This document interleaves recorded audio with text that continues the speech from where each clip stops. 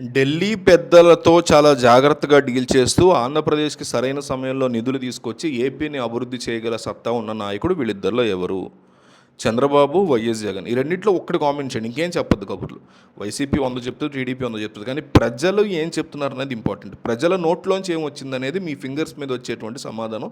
Comment సెక్షన్‌లో ఏదొచ్చిందో మీ నోట్లోంచి వస్తున్నట్టే. కాబట్టి మిస్ అవ్వకుండా కామెంట్ చేయండి. కేంద్ర పెద్దలతో సరిగ్గా మెలుగుతూ అక్కడి నుంచి నిధులు తీసుకొచ్చి ఏపీని అభివృద్ధి చేయగల సత్తా ఉన్న నాయకుడు ఇద్దరిలో ఎవరు?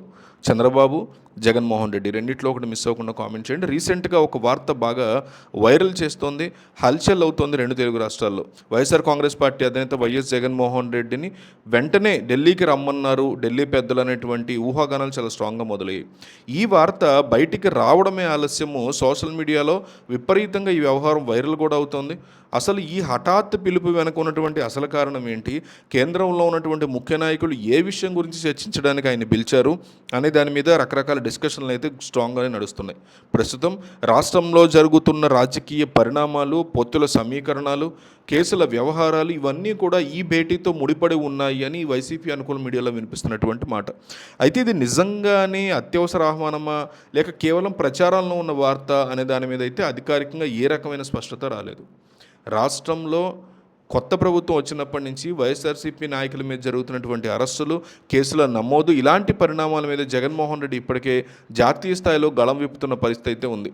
కొన్ని రోజుల క్రితం సీనియర్ నాయకుల యొక్క అరెస్టు అంశంలో కూడా తీవ్ర నిరసన వ్యక్తం చేసినటువంటి జగన్మోహన్ రెడ్డి ఈ క్రమంలో కేంద్ర హోంశాఖ నుంచి లేదా ప్రధాని కార్యాలయం నుంచి స్పందన వచ్చి ఉండవచ్చు అని, అందుకే ఆయన అత్యవసరంగా రమ్మని వచ్చిన పిలుపు విని మరి ఆయన వెళ్ళబోతున్నారని గుసగుసలు వినిపిస్తున్నాయి. పార్లమెంట్లో జాతీయ స్థాయి బిల్లుల విషయంలో వైఎస్ఆర్సీపీ యొక్క పాత్ర, రాబోయే రోజుల్లో కేంద్రంతో సంబంధాలు ఏ విధంగా కొనసాగించాలి అనే దాని మీద మాట్లాడడానికి ఈ భేటీ ఏర్పాటు చేసి ఉంటారు అనే మాటలు కూడా గట్టిగానే వినిపిస్తున్నాయి. సో కేంద్ర పెద్దల మనసులో ఏముందో, ఈ అంశాల మీద మాట్లాడతారో అనేది ప్రస్తుతం ఎవరికి ఖచ్చితంగా తెలియనటువంటి పరిస్థితిగా ఉంది. మరోవైపు ఈ ప్రచారాన్ని వైఎస్ఆర్సీపీ వర్గాలు చాలా ఆసక్తిగా గమనిస్తున్న వ్యవహారం.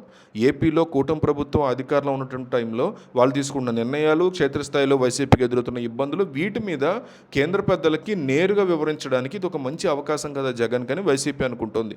జగన్ వెళ్ళి కేంద్ర నాయకత్వంతో కనుక భేటీ అయితే రాష్ట్ర రాజకీయాల్లో ఒక సరికొత్త మార్పులు వచ్చే అవకాశాలు కూడా ఉన్నాయంటున్నారు.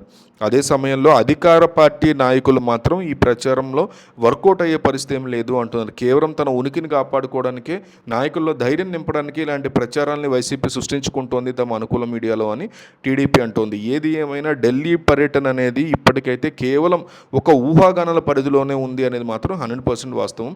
ప్రస్తుతం ఇది వర్కౌట్ అవుతుందా లేదా ప్రాక్టికల్గా అనేది కొన్ని రోజులు పోతే కానీ మనం చెప్పలేం.